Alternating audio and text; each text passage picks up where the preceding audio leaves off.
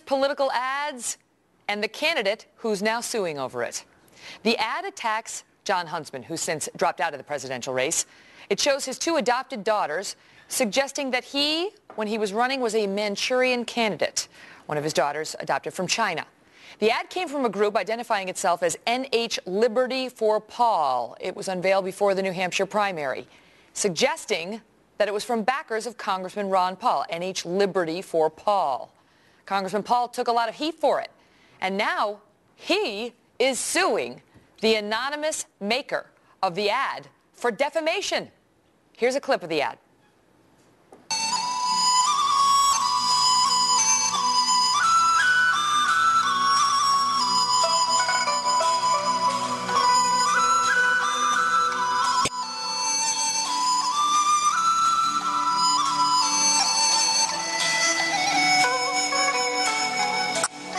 All right, you get the picture. Joining me now, defense attorney Mark Eiglarsh and former prosecutor, current prosecutor, right, Anna Nicolazzi. Thank you both so much for being here. All right, so Ron Paul is ticked off about this, saying, I had nothing to do with it. I don't like the moniker that went up on that ad, and he wants to know who's behind the ad. Mark, can he make that happen? Can he find out, and can he recover? The answer is yes.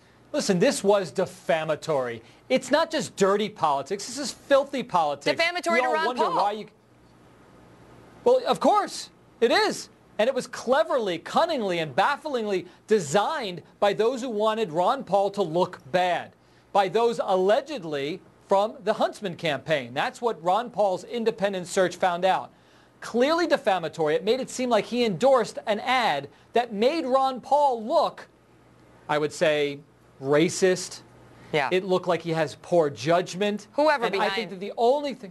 Whoever was behind the ad. But wait a minute. I just want to stop you on something, because now you're suggesting that John Huntsman was behind the ad himself. The ad attacking John Huntsman came from John Huntsman.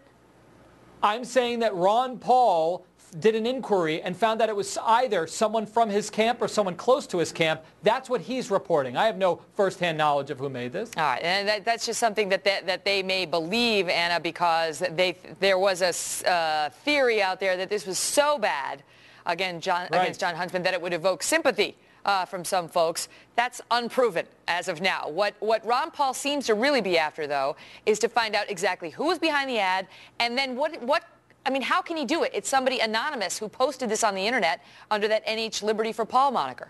And that's what they're trying to do with the lawsuit here. You know, I disagree with Mark that they are the ones who've been defamed. If we're talking defamation, John Huntsman and his former campaign, they're the easy yes.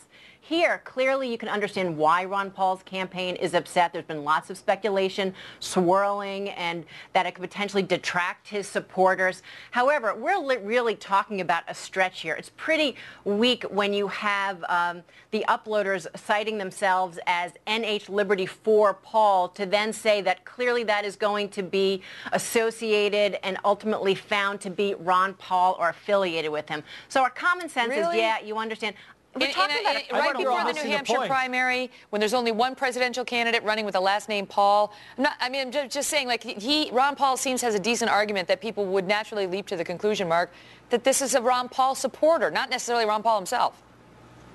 I think everyone's missing the point here. The ad is so unbelievably outrageous that nobody then thinks that Huntsman looks bad. The person who's making the ad looks bad. So whoever made it and gave Ron Paul the erroneous credit for it, they're doing Ron Paul the harm here. But they didn't give Ron Paul the credit. They say at the end, vote for Ron Paul. Well, you can clearly, if you want to believe that it's authentic, believe it was a supporter. But that's a far stretch to say in a court. The inference, but again, you have to prevail in a court of law, and we're really going beyond what has traditionally been interpreted by the courts. And here they're really going to, I believe, be hard-pressed to say that they will prevail. However, what I do think is that Ron Paul already prevails in what they hope to achieve, to distance himself, to make it very clear they had no association, no affiliation, in no way endorsed this outrageous ad. But well, I don't think they filed the lawsuit out in San Francisco, which is the home of Google in the Bay Area. And so we'll see whether they are successful in getting that. This is half the battle in these cases, in getting the name of the person who put this thing together. It's so anonymous on the internet. That's an interesting piece to this. Got to run. Thank you both so much. Thank you. In 3 minutes, those new developments in this chilling story out of Hollywood about this severed